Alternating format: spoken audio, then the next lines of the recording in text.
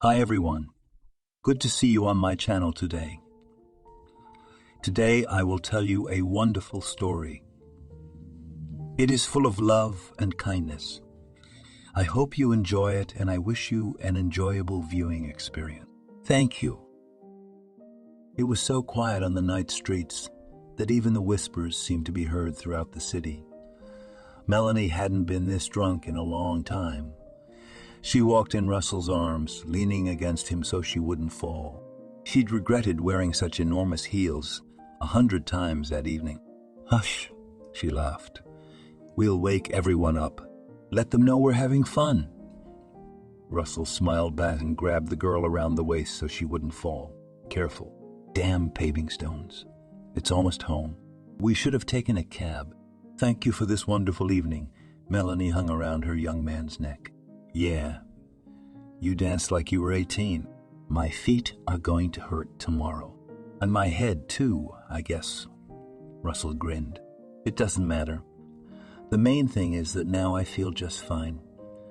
If this is how we celebrated 1 year of our relationship, can you imagine what it's going to be like in 10 years?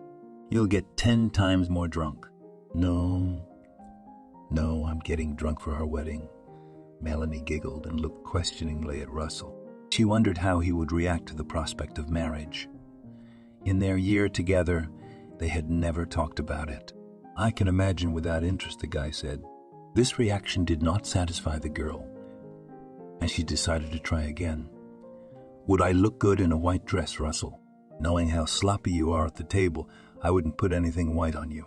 So, you don't want to see me in a wedding dress? Not now, Russell said with a frown. We need to get home. Even through the drunken fog, Melanie was a little upset by this answer. She, like most girls, dreamed of getting married and building a family. Her first marriage had been a failure.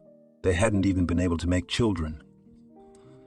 Now she was 30 years old, and she really hoped that life would give her a second chance with a good man. Russell was perfect for her. God, what is that? Said Melanie as she tripped over something again. Somebody's stuff. Russell's hands were spread. Where in the middle of the road did things come from? Melanie rubbed her eyes. Here's the hostess, her boyfriend said. A homeless woman was asleep on the bench, and next to her was a bag full of old clothes. Under her head was a guitar. That's all we need, Melanie said unkindly. What are you getting attached to her for? The guy looked intently at the homeless woman. She lay down right in front of our house. So, how so? We have a good neighborhood. Decent people live here. And suddenly this. You won't even remember her tomorrow. Russell supported Melanie as she struggled to her feet. I twisted my ankle and you're defending a bum. Melanie lowered herself onto a nearby bench and rubbed her leg. Let's see what's wrong with your ankle. Russell took her foot, undid the strap, the sandals, and examined it closely. It hurts right here. The girl pressed her lips together. I don't see anything. Of course you can't see. We have to do an x-ray. The homeless woman was tossing and turning in her sleep and making noises. Melanie grimaced. How could that woman bring herself to that state? I would never be like that. You never know what happened in her life, Russell said. What difference does it make? That's no reason to sleep on the ground anyway. Oh, my leg hurts. Help me up.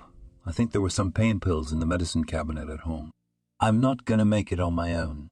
Melanie leaned on her young man and hopped gently up to the driveway on one leg. It was such a nice night and that bum ruined it, she started, while Russell got the keys. We can call the police tomorrow if she doesn't leave. We'll call.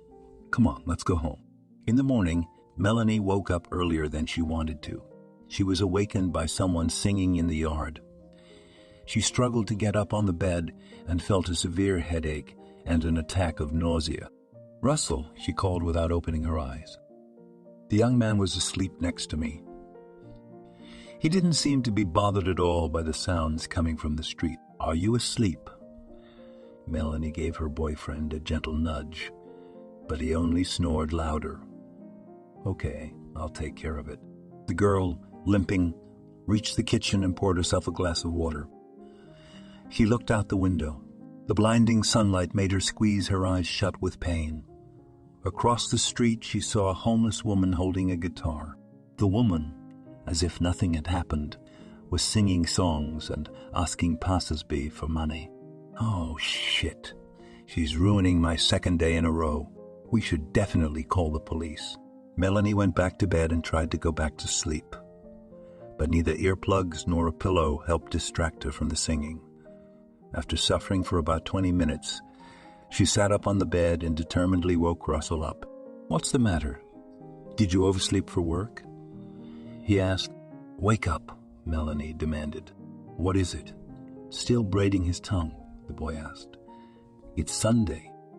"Exactly. It's the day off. We could have slept till lunchtime. And there's that bum chanting." "What bum?" "The same one you defended yesterday." "And what?" she interrupted you. Russell shook his hand and wanted to go back to sleep, but he didn't. "Are you kidding me? Go deal with her? What for?" He sings to himself. "In good health, let him continue to sing. I'm not going to listen to this all day." Who is the man here, after all? Melanie pulled the blanket off Russell. "Go talk to her. Tell her to go sing somewhere else, or at least call the police." "All right, I'm coming. Don't swear." Russell reluctantly found his slippers under the bed and, feeling very wrinkled, threw his robe on. Through the open window in the kitchen, he shouted, "Hey, keep it down." But there was no reaction. The homeless woman continued to sing. People had already gathered around her and were throwing money at her. Russell realized that he was not going to get anywhere and had to go downstairs. He changed his clothes, grabbed some garbage bags, and went outside. "Woman," he said as he approached the homeless woman, "could you keep it down a little bit? My girlfriend wants to sleep." "I'm sorry. I didn't know I was bothering anyone," replied the homeless woman without stopping to play her guitar. "You can hear a lot in our apartment." Russell looked unhappy. "But it's 9 in the morning. I thought everyone was awake. Can you wait at least one more hour?" "Personally, you're not bothering me," Russell said in a whisper, ducking closer to the woman. "But my girlfriend is very angry today and asked you to stop playing. Of course, I can take a short break, let her sleep it off." "And what do you have in the bags?" the homeless woman asked with interest. "Garbage." "I understand that. But what exactly?" "I know, food packaging, some kind of waste." "Can I see it?" "In my garbage." Russell looked at the bum with surprise. "For you, it's garbage. But for me, there may be something useful." "May I?" The homeless woman hesitantly took the garbage bag from Russell and opened it. Indeed, only yogurt boxes and eggshells. "We have food at home," Russell said hesitantly. "Of course, there's usually food at home," Bum nodded. "Can I get you a sandwich?" "What will your girlfriend say?" "I was the cause of your quarrel today. I don't want to make it worse." "It's okay, she'll understand. Let me put this garbage in the trash. I'll get you a couple of sandwiches and some warm tea. While you're eating lunch, my girlfriend will get some sleep, and we'll solve 2 problems at once." "You're a negotiator from God," the homeless woman said and smiled. Russell was surprised to see how white her teeth were, but didn't think much of it. He returned home to find Melanie staring questioningly at him. "What took you so long to talk to her about?" "As you asked, I told her not to sing for another hour." "What about her? Did you agree? Can't you hear how quiet it's gotten?" Really, Melanie took an aspirin and put a cold, wet towel on her forehead. "I don't feel well without it. I'm going to try to go back to sleep." "Go ahead. I'm not going to lie down. I'm going to take a cool shower, and then I'll feel better." When Melanie left, Russell opened the bread box and made some sloppy ham sandwiches. In the refrigerator, he found baked beans. He poured hot coffee into a large paper cup, opened the door silently, and went outside. "Is all this for me?" The bum rounded her eyes. "I even heated up some baked beans for you." Russell handed her the food. "To think, I haven't eaten this good in years. Thank you. You didn't just save me from starving to death. You gave me a real feast." "It wasn't hard for me. My name is Irene, by the way." The homeless woman introduced herself and sat down on the bench eating baked beans. "Russell, nice to meet you." You know, I've always wanted to sing. A lot of people pass by on the street. Someone even put me on the internet once. Can you imagine? I'm 27 years old and I still dream of becoming famous. But isn't that funny? A homeless woman dreams of being a famous singer. You probably think that's stupid, don't you? I understand that everyone has a dream. What's your dream? Irene asked, causing Russell to think very hard. I used to dream of being an oligarch, the guy grinned. You made it. Judging by the neighborhood your apartment is in. It's no big deal. I have much richer acquaintances than myself. There's always someone richer than you. The bum nodded and took on her tea sandwiches.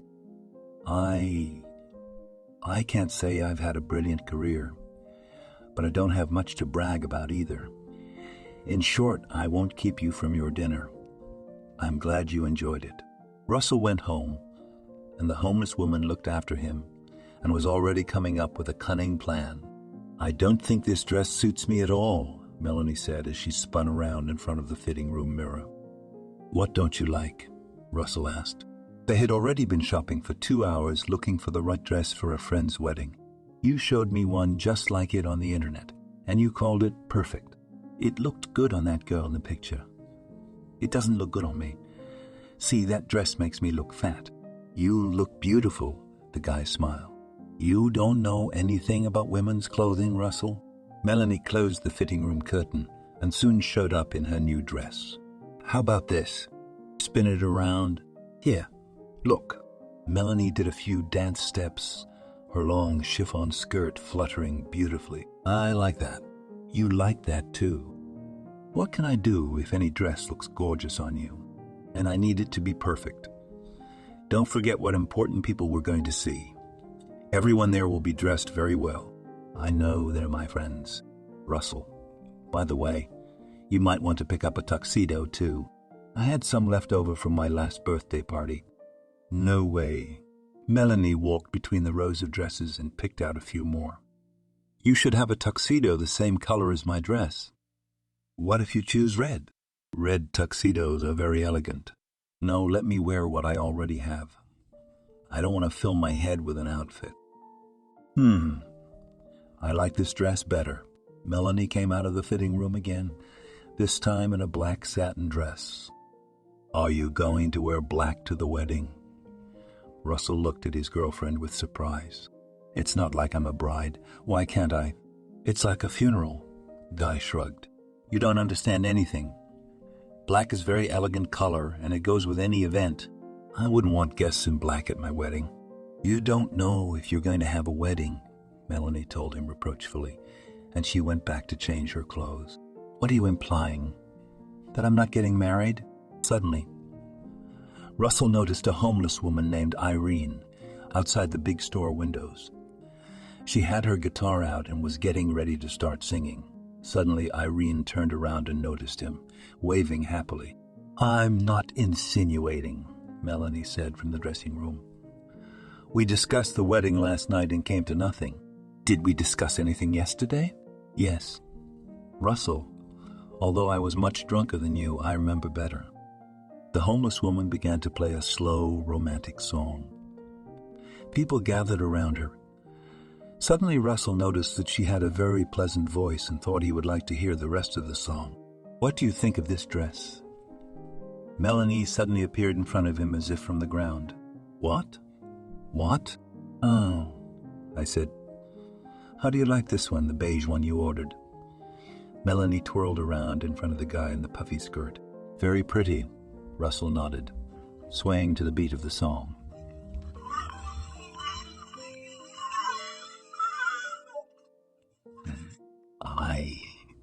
I like that. I guess I agree with you there. Let's go pay. I picked it out. I just have to find some shoes to go with it, and then we can go home. Wow. Are we going to get shoes too? Russell whistled in surprise. What did you want? Are you suggesting that I go to the wedding barefoot? No, of course not. But you have some, don't you? I don't have the right ones. Melanie cut off and took her purchases to the cash register. It's such a long skirt here you can go in sneakers. the guy muttered to himself and followed his girlfriend. Russell came home from work at 8 o'clock at night and heard some swearing outside the window. He looked out the window and saw a homeless woman being accosted by hoodlums and trying to take her money. Russell shouted at them from the window. They looked back and ran away. Irene yelled something after them about money, which meant they had managed to take her earnings. When Russell went outside to throw out the trash, he saw Irene sitting and crying on her bench. "Did they rob you after all?" he asked quietly. "Yes." Irene wiped away her tears and held out her hand to the boy. Russell, bewildered, shook it. "I'm so sorry. I scared them off as soon as I noticed you needed help. Thank you very much. You are not to blame for anything. It's just that not all the people in this neighborhood are as good as you are." Russell returned home, but something was bothering him. He couldn't hear the music, which meant that Irene was still crying. He opened the refrigerator, pulled out some chicken wings, added some toast, and poured hot coffee into a paper cup. "This is for your supper." He handed the food to the homeless woman. "Thank you so much." She gladly accepted the gift and immediately opened the paper bag. "You're welcome. You're having a hard day," Russell said sympathetically. "I don't know how to thank you. If you hadn't helped me today, I would have been without food." "It's not hard for me," Russell smiled. "I saw you in the store with your wife. This is my girlfriend. Her name is Melanie. Have you been choosing a wedding dress?" "No.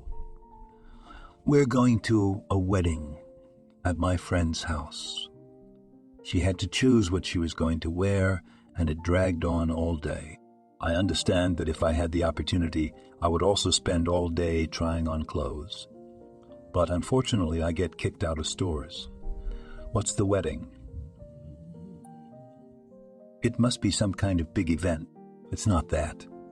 My childhood friend is getting married, but they're not going to throw a huge party. They're just going to sit in a restaurant and that's it. It will probably be some kind of luxury restaurant. The restaurant is called Italy.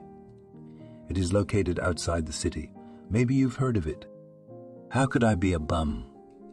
and lowered her head. "Sorry, I didn't mean to be rude." "It's okay. I know what I look like. The mere fact that you come so close to me gives you away as a worthy man. I understand that something happened in your life. No one wants to live on the street voluntarily." Russell nodded, made an effort to come even closer. The smell became unbearable. "Yes, I had a family like everybody else. My husband was a lot like you, but one day it all fell apart." Irene sighed heavily. "What happened?" "It's a long story. You probably don't have time to listen to it." "Why?" Trying to be polite, Russell said. "Well, to make a long story short, I was married. I didn't work myself. I had always wanted to be a singer, so I didn't make much money. I always thought that some cool producer was going to pay attention to me, but there were so many young and pretty competitors around that it wasn't my turn. I'm sorry. I heard you sing when we were in the store. Very nice voice." It was as if Irene had not heard Russell. Her thoughts were in her past. "My husband died. He was a cab driver. Somehow in the city, someone crashed into him at full speed and drove away from the scene. They never told me who it was. Some big shot, apparently. It's been downhill ever since. I can't pull myself together. I can't get a job. The depression has knocked me out. I don't know what to do." "You didn't have an apartment? Why are you on the street?" "It wasn't. We rented a place with my husband." "Yeah," Russell sighed, not knowing what to say. "It's okay. I'm used to it. Do you know how many places there are in town to sleep and stay warm? There are a lot of them. And when you have a house, you walk around and you don't notice anything around you. In the spring and summer, it's okay. But it can be hard to survive the winter." I can imagine. "We've been talking a lot," Irene said. "You're bound to get scolded by your girlfriend. She hasn't come home yet, but I really have to go. I promised to have the house cleaned by the time she got home. I'm very jealous of her. Finding a man who knows how to clean and agrees to do it is almost like winning the lottery.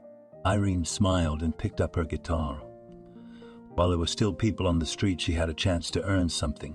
Restaurant Italia was full of very elegant guests. Melanie was right.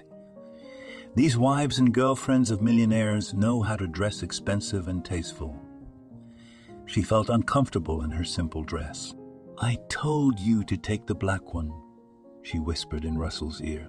"What are you talking about?" "About that dress. Just look how good everyone looks. Don't be silly. Tama, you are the most beautiful one here." "Yeah, look at Diana over there.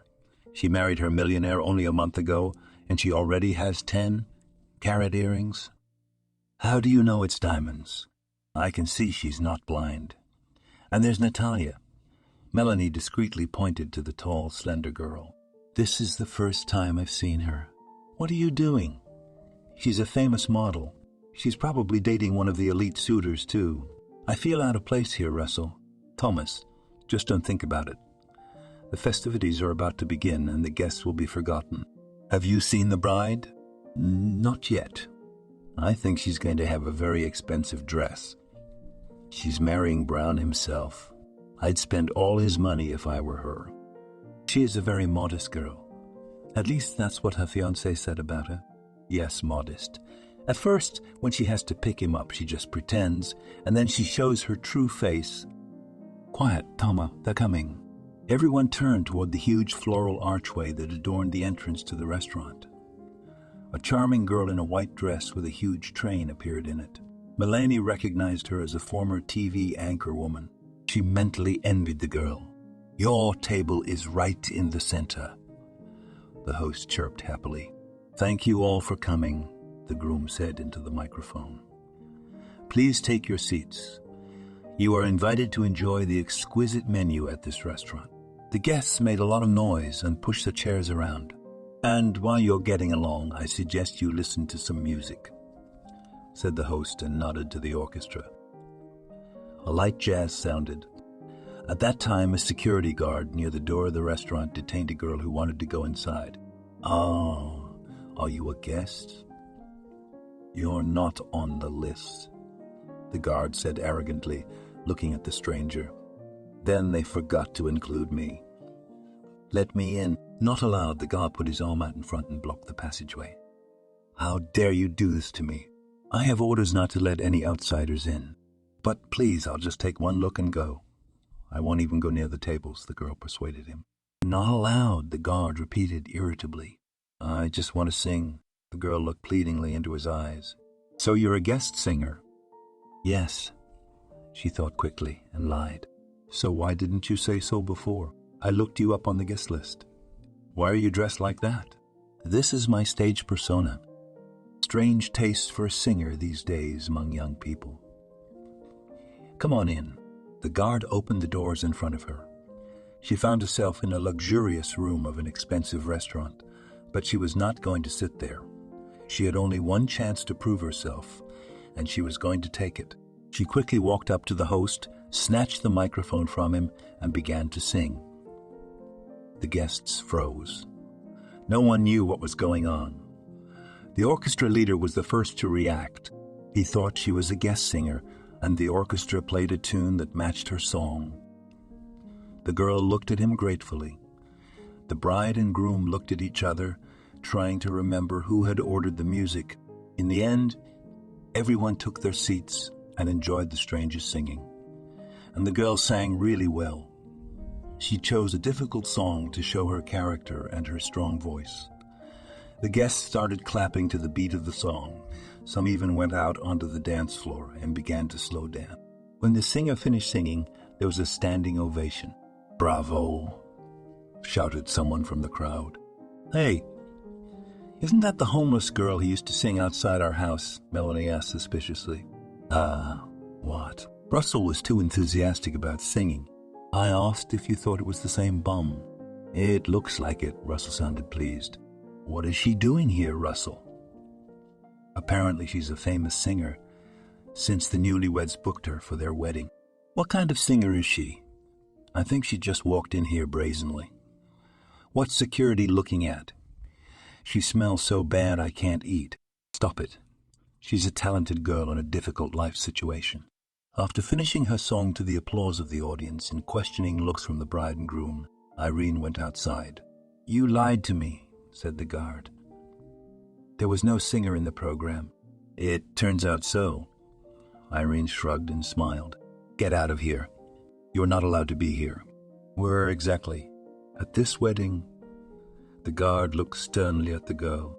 "I'm standing on the street a few feet from the restaurant. You can't chase me away from here." "I'll call the police," the guard threatened. "This is a public place. I'm a person like you, and I have a right to stand here." A company of men in tuxedos came out of the restaurant. They took out expensive cigars and sat down on chairs on the veranda. One of the men left his friends and approached Irene. "You sing beautifully," he said gallantly. "Thank you. I really wanted someone to appreciate my singing. Forgive me for asking an immodest question. But why do you look like that?" That's life," Irene replied with a chuckle. "Very creative. It added to the drama of your singing. Let me introduce you. My name is Dominic. I'm Irene. I would like you to sing to a friend of mine. He's a great music lover. He's having an event soon, an anniversary. If only you could be there, we would be much obliged to you." "I'd love to come," Irene said and smiled. Dominic looked rapturously at her snow-white smile. "Has anyone ever told you that you're beautiful?" "Stop it," said the girl, embarrassed. "Really, you are beautiful and talented. I would like to get to know you better." "Are you making fun of me?" "No, I'm serious. There are so many beautiful girls around. Why did you pay attention to me?" "They're all boring. There's nothing in them but looks. But you have some kind of divine spark. So what? You're going to turn me down for a date?" "I'd love to go out with you." Irene smiled again. "I'm glad. Please leave your number and I'll call you and we'll make arrangements. You see, the thing is, I don't have a phone." "Oh, yes. Forgive me for my tactlessness. I was so caught up in your eyes that I didn't think about it. How can I meet you? Tell me where and what time, and I'll come to the meeting. Then let's meet downtown. Spring Hills Restaurant. Do you know it?" "Of course, it's very beautiful there." "That's good. I'll expect you there tomorrow night at 7 o'clock. Irene said goodbye to Dominic and walked down the street dancing lightly.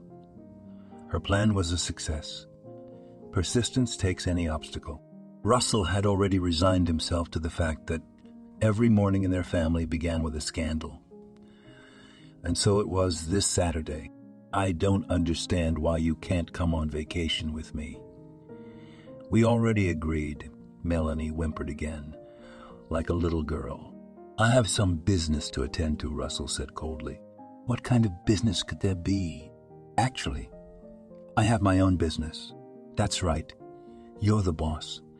Ask someone to stay in your place and come to the sea with me. I cannot trust this important negotiation to anyone but myself. And I don't want to go alone." Melanie screamed so hard that her voice dropped. She nervously packed her bags and glanced at a young man.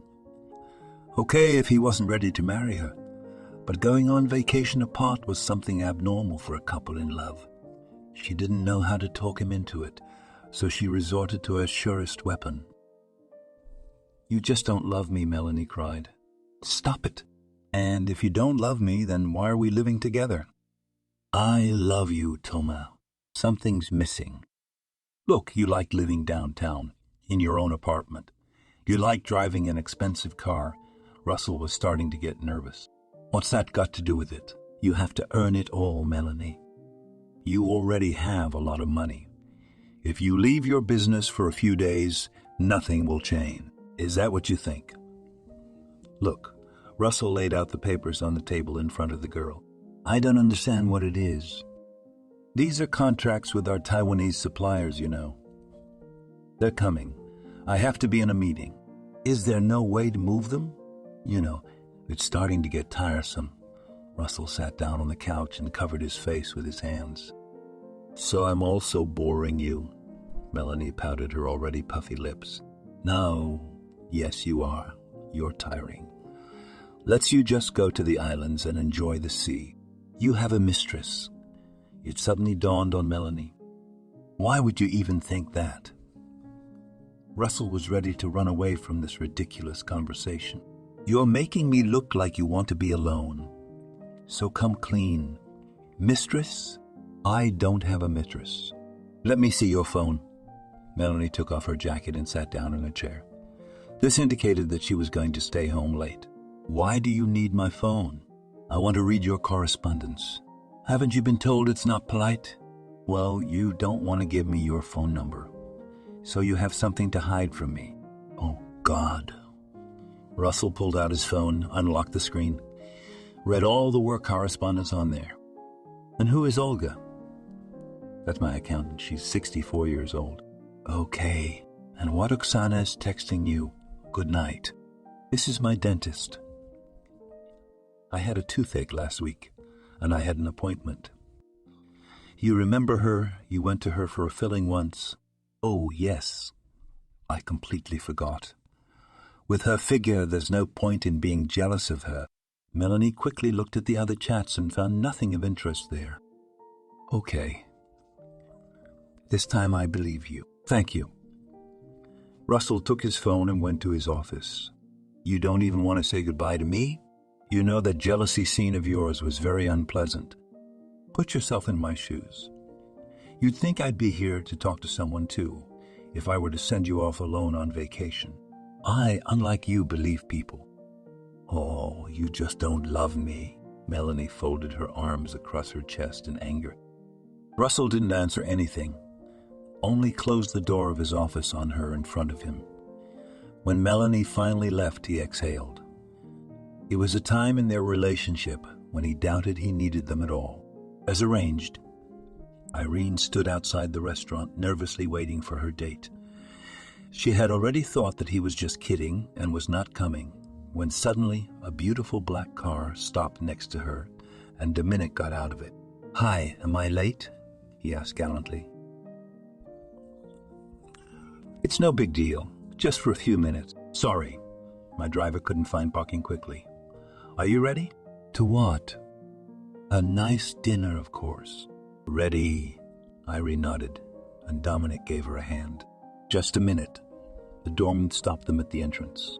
What's the matter? We had reservations, Dominic laughed, considering it an unpleasant misunderstanding. You can't do it like that, said the doorman. I didn't know you had a special dress code here, the man said. We have the same dress code as other restaurants. Visitors are only allowed in evening suits and dresses. Irene reacted calmly to the situation. It's all right. We'll come back another time. No, I come here often, and I hate that they don't let their regular guest in. But I wasn't here, Irene said pitifully. Please, let's go to a simpler place for dinner. It's not like that. I have a plan. The millionaire opened the door of his car in front of Irene. We'll be back. Don't take our reservation off, he told the doorman over his shoulder. They drove a few blocks and stopped outside a megamall. Even there, at the entrance, the guard looked at Irene, but said nothing when he saw a very expensive dressed man next to her. What would you like to wear to the restaurant tonight? Dominic asked. I have no money for anything. It's a gift, so what is it? You embarrass me very much. I'm not used to receiving such gifts from men. I would probably go in a dress. Then, let's go into the store and try something on. Dominic opened the glass door. Irene found herself in the midst of a chic variety of evening gowns. Is there anything I can help you with? A girl consultant came up and stared questioningly at the homeless woman. We want to pick up my girlfriend's dress, the millionaire replied without the slightest embarrassment. Okay, the saleswoman was confused. Which one would you like? He asked his companion. Probably black and stern. We have a large selection of austere dresses, said the saleswoman, and led them into the back of the hall. I like this one. Irene touched the expensive fabric. But it must be very expensive.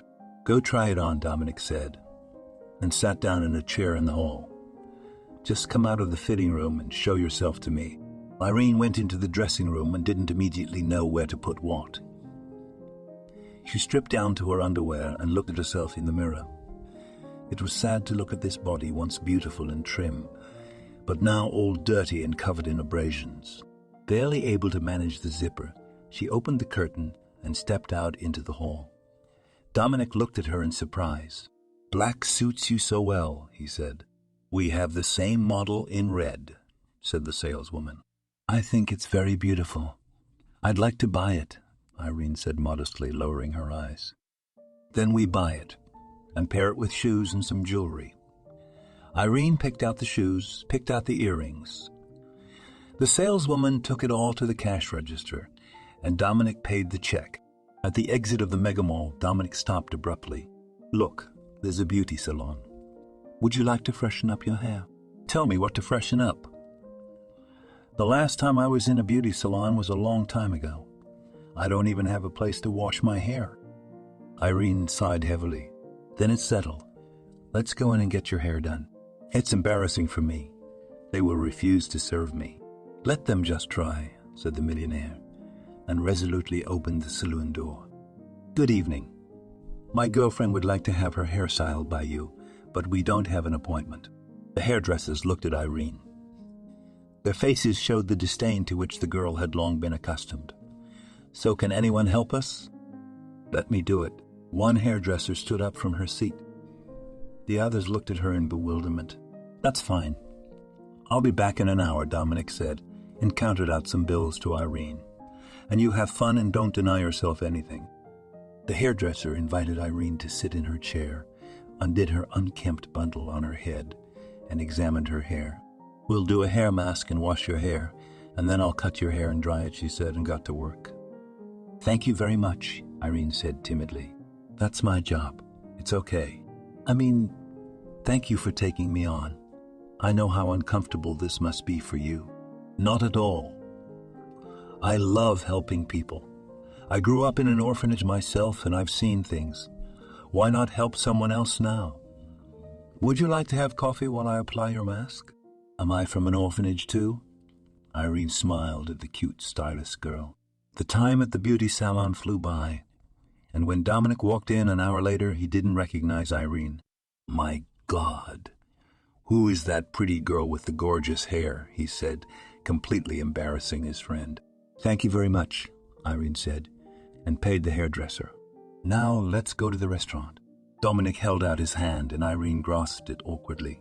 "I'm afraid we'll be kicked out again," she whispered. "You don't look at all like the girl you were a couple of hours ago. The guard is more likely to think I've found another girl." They drove up to the restaurant. Irene was shaking all over. She was used to this kind of attitude from people, but she didn't want to get on his nerves on purpose. "We have reservations," Dominic said to the doorman again. Ira was relieved to see that while they were going about their business, the doorman had changed, and now there was another man standing there. "In whose name?" "Right, Dominic, for 2 people. "Yes, that's right. You've been booked a table by the window with a better view. Come on in. Let me take your outerwear." The doorman bustled around them.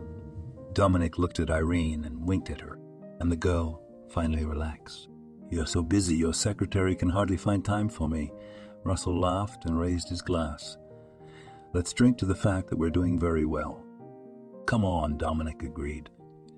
"Really, my schedule's full right now. I'm grateful to you for getting me out for wine. Otherwise, I'd still be in my office all night." There were hardly any customers at the bar where they drank. It was a small place in a secluded place just for people.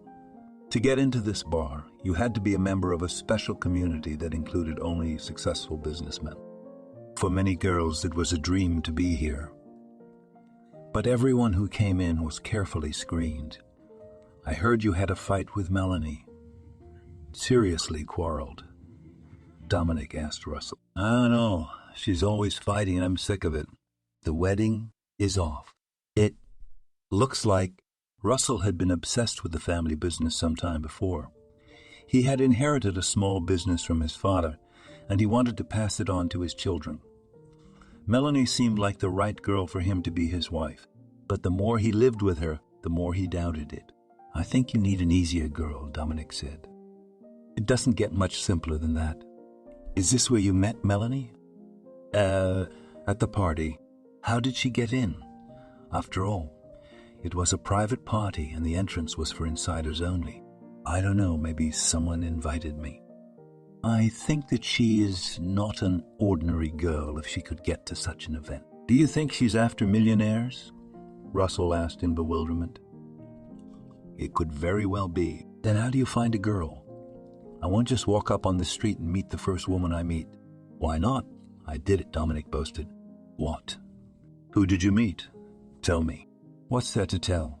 We've only been on one date. Is she pretty? If she wasn't pretty, would I really go out with her? I do charity work, but not that much. Where did you meet? At a wedding in a restaurant. At that wedding over the weekend. I don't remember there being any girls available. Maybe you weren't paying attention, but one pretty unmarried girl sang beautifully to us. Really? You went on a date with that hobo singer? What kind of attitude is that? Dominic was indignant and put his glass on the table loudly. I'm sorry, I didn't know you were that serious about her.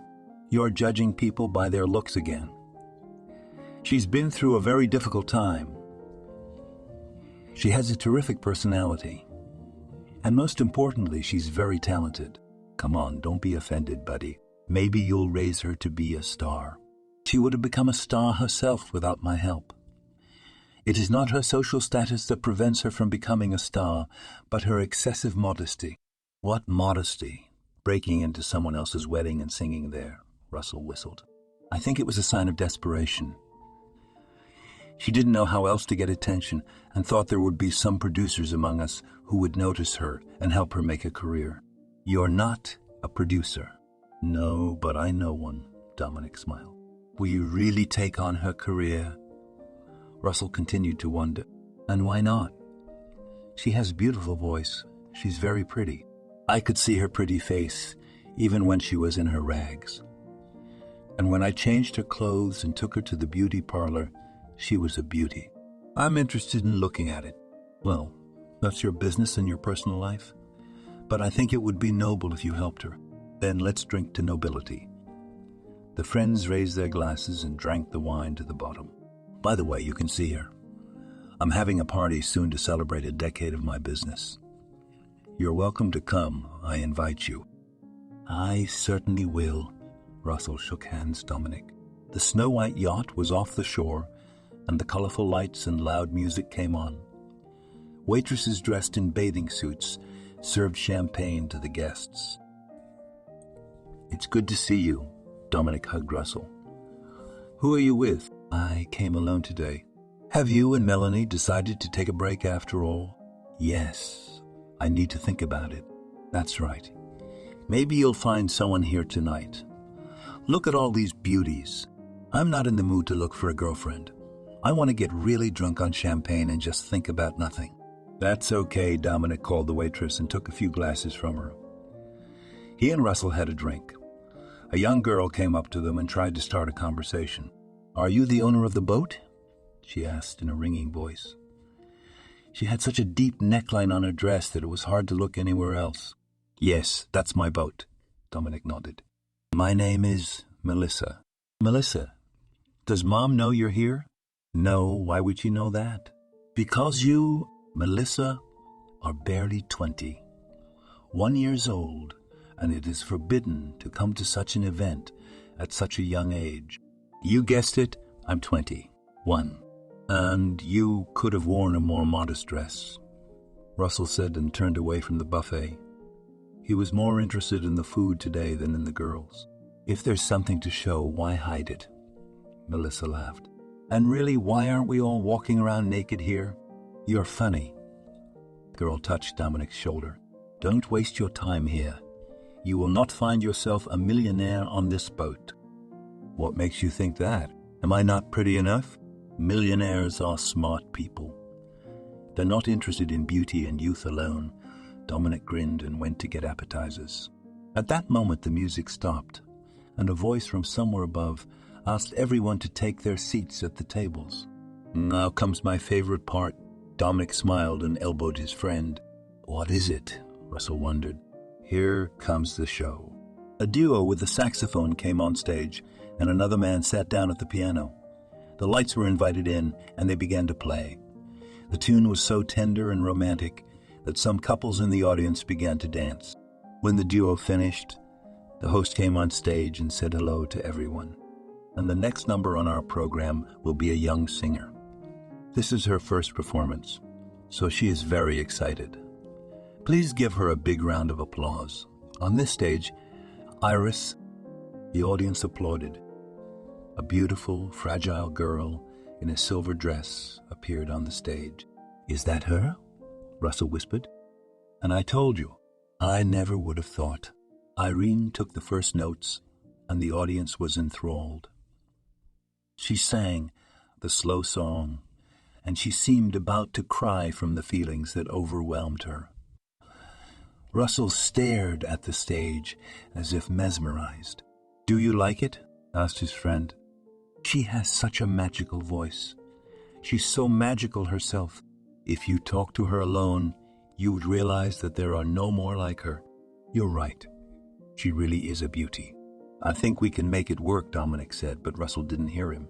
He was too amazed by what he saw on stage. After the performance, the audience gave Irene a standing ovation.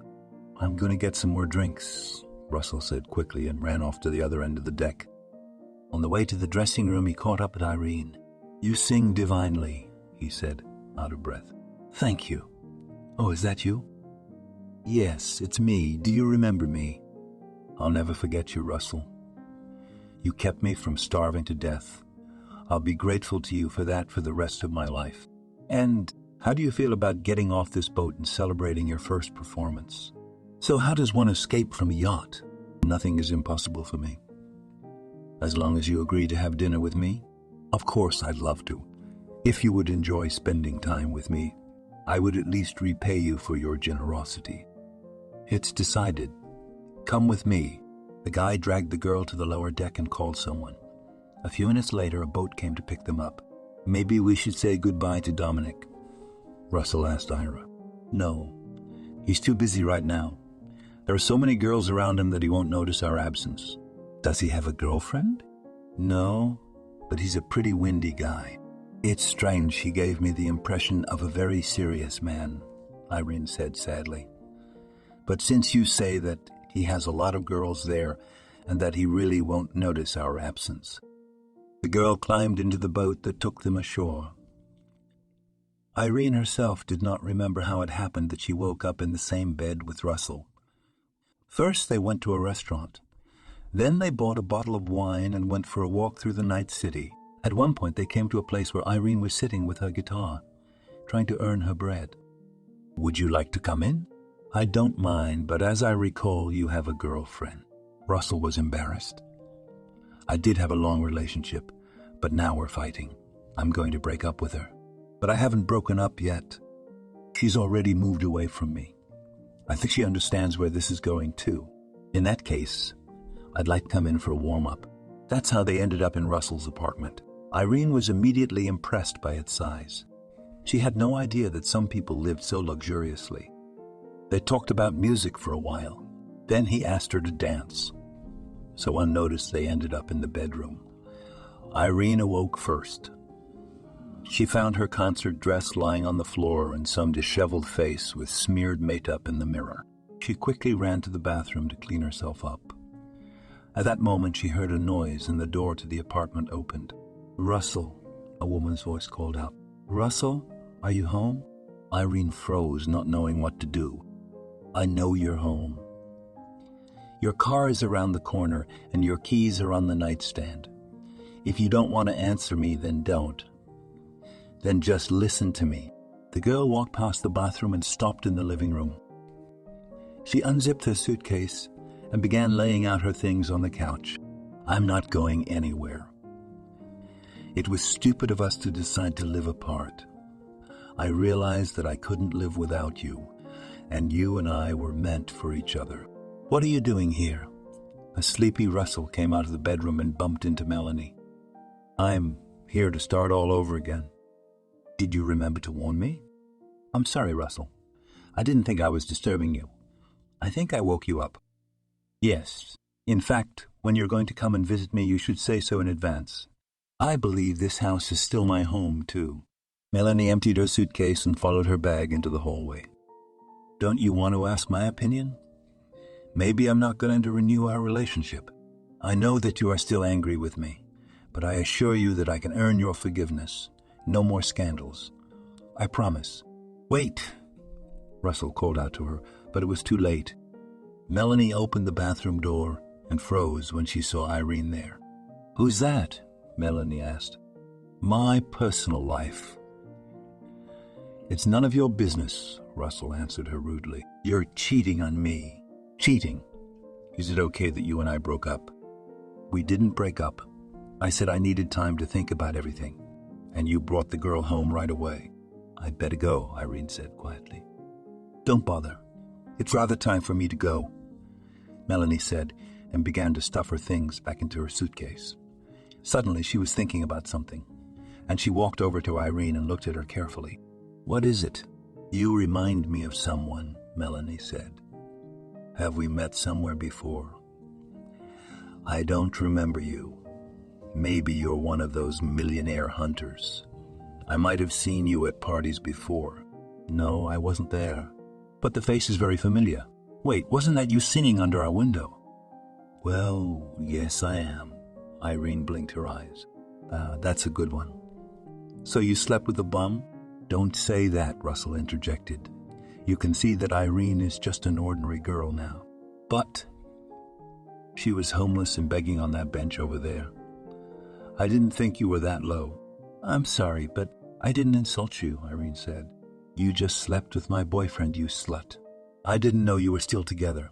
Russell said you broke up. And we didn't break up.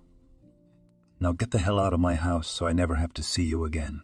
If I had known you were still in a relationship, I would never have gone into your personal life. Irene ran out of the bathroom and hastily put on her concert dress. The whole time Melanie was standing over her. Of course, I've seen a lot of men like you. You'll find yourself a Ritter man. And a wife is not a wall. You can move her. I wasn't going to move anyone. Have a nice day. Irene hurried past Russell without giving him a chance to explain himself. I didn't expect that from you, Russell. I was hoping you'd miss me. And you found someone to have fun with right away. You and I have nothing else. We are different people, Thomas. That's not true. You still love me. I can see in your eyes the way you look at me. I look at you as someone who just hurt an innocent girl. You probably don't know anything about girls. I saved you from a dangerous mercenary. You should be grateful to me. Let's go for a walk. Melanie sat down next to Russell and stroked his hair. Get off. He pulled away. I forgive you for cheating. It's not cheating. You and I are over. Oh, that's right. All right, when you come crawling back to me to apologize, don't expect me to come back to you. Melanie stuffed her things into her suitcase and slammed the door loudly. Irene wandered somewhere in the woods, lost between the tall fences on one side and the trees on the other. She knew Dominic lived somewhere in one of these houses, and she hoped she could get her bearings on the spot or ask a passerby. But there were no passers-by. Irene went to the nearest gate and pressed the intercom button. Good afternoon, I'm looking for Right Dominic. There's no such thing here, said a man's voice. Maybe I got the wrong house. Maybe, but another owner lives here. Do you know how I can find him? I don't know. The intercom went off. She sighed heavily and approached the intercom at the other gate. Tell me, is this Dominic Wright's house? No, she replied. How do I find him? It's not here. The intercom went silent. Yeah, I'll be out here all week looking for so many houses. Young lady, the guard at the gate called out to Irene as she was about to leave. And what is your relation to him? I'm just an acquaintance of his. I've been unkind to him and I want to apologize. He lives in that house. The man pointed to a huge mansion across the street. Thank you, Irene said, and walked toward that house. At the entrance she was met, as usual, by an unfriendly man about 6 feet tall. Who are you here to see? he asked in boss voice. I'm here to see Dominic. Is he expecting you? I don't know, maybe waiting. How is that? I don't know. You have an appointment? What time and in what name? I don't have an appointment. That's no way to do business. The guard put aside the list of visitors. If you want to talk to the owner, you have to sign in with the receptionist. It's for me, Dominic said as he appeared on the lawn outside his house. Let her through. The guard opened the gate, and Irene went through. Her heels sank into the grass. She was still wearing that concert dress. You ran away from the party so fast, Dominic said, and helped her to the porch. I thought I'd never see you again. I'm sorry, Dominic. I was rude. You arranged for me to speak, and I didn't even thank you. I don't need your gratitude. Come in, please. Irene walked into a luxurious mansion. Would you like something to drink? I would have eaten, Irene confessed embarrassedly. Where do you live now? I was renting a room in a hostel. And then I ran out of money from the gig, so now I don't live anywhere. That's awful. Do you want to stay with me? Dominic looked at her sympathetically. I have to admit, I didn't expect such a welcome from you.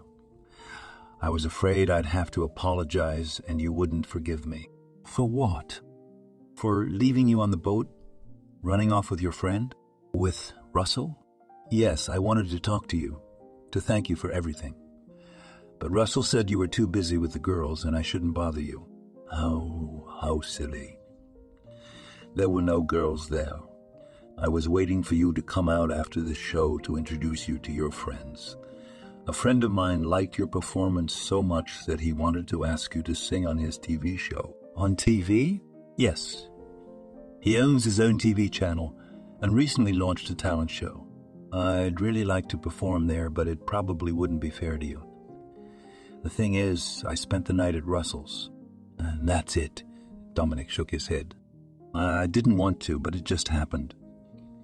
He and I chatted sweetly at first, and then we went over to his house. We had a drink. You don't have to explain yourself. I know how it usually happens. So I just wanted to apologize to you, Dominic. I understand that your invitation to live here is no longer valid. Why not? Dominic stood up and poured himself a whiskey. I don't like the way you've treated my feelings, but you're still a very talented girl, and I want to help you. Really? Yes, you can stay at my place. I'll give you a room and you'll live there until you can rent your own apartment. That's very noble of you. I'm not trying to play the noble game. You see, I no longer hope that for the second time in my life I would love someone. But suddenly a miracle happened. That night you spent with my friend. You dashed all my hopes. I guess I'll be a bachelor for a while longer. I didn't want to hurt you. Do you have feelings for Russell? I don't feel comfortable discussing it. It's only fair that I should at least be in the loop. I guess I do. Irene shrugged and looked embarrassed. So, you love him? I think so. I figured as much, Dominic said, and drained his glass in a gulp. I noticed him the first time he brought me food. He was so gallant. We even had a little talk. I didn't let myself think about him because who I was. But now that he showed interest in me, I couldn't resist his charm. I see he had just broken up with a girl. I didn't break up. Are you saying he lied to me? He lied to both of us, Irene said, barely able to hold back her tears. Dominic handed her a handkerchief. I don't get it. Just yesterday we were discussing his breakup with his girlfriend. And you say they're back together. Maybe there's something you don't understand. It was hard not to understand. We ran into her this morning in the bathroom. She was yelling at me and saying that she was still in a relationship with Russell. Oh, you should have just said so, Dominic laughed. Melanie is a very particular girl. She thinks she can have it her way. But Russell has a temper too. I don't think he'll go back to her. So you're saying he's free? Of course he is. He and I are best friends and he wouldn't lie to me. Irene stared pensively at one point, a tear rolling down her cheek. Russell sitting in his bedroom drinking a beer, looking at his phone screen. There were several missed calls from Melanie. She kept texting him and he didn't answer. He hated to break her heart, but he just couldn't go on living with her. A light tune played in the courtyard. Russell chuckled at how this sad song got him in the mood. But then he realized and looked out the window. Across from his house on the same bench, Irene was sitting and playing her guitar. A crowd was quickly gathering around her. Without thinking long, Russell threw on his jacket and ran outside. Irene began to sing. People around them took out their phones to video her. It looked really spectacular.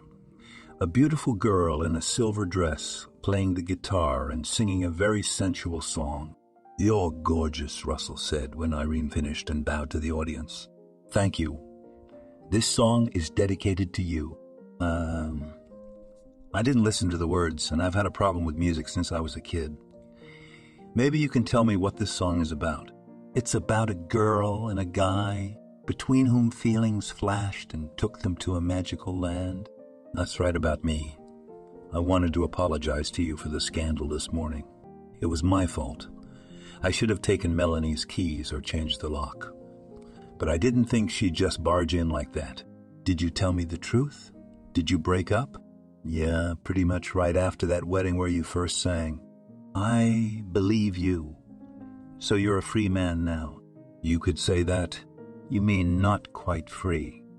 No. Not really. I'm not in a relationship. But I am in love with a beautiful girl, Russell said and moved closer. What kind of girl is that? Irene smiled. She is very beautiful and talented. She also has an infectious laugh. Will you introduce me to her? Absolutely. Russell took another step forward, hugged Irene, and kissed her. The audience applauded. An elderly woman standing nearby even wept. That's what real art does, she said, and went about her business. Thank you for watching this video to the end. Subscribe to the channel. Like it, write comments if you like the story, and see you on the channel.